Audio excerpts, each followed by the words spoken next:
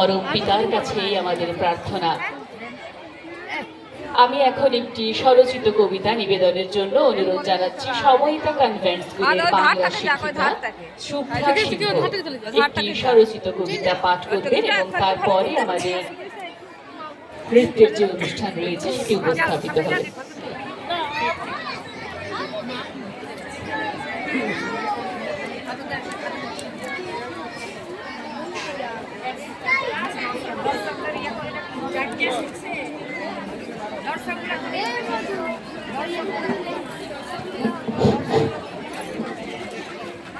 আজকের এই বিশেষ দিনে সবার প্রথমে পরমারাধ্য শ্রী শ্রী প্রভুজির চরণে জানাই আমার শতকোটি সশ্রদ্ধ প্রণাম। উপস্থিত সকলকে যথাযোগ্য স্থানে শ্রদ্ধা ও ভালোবাসা জানাই।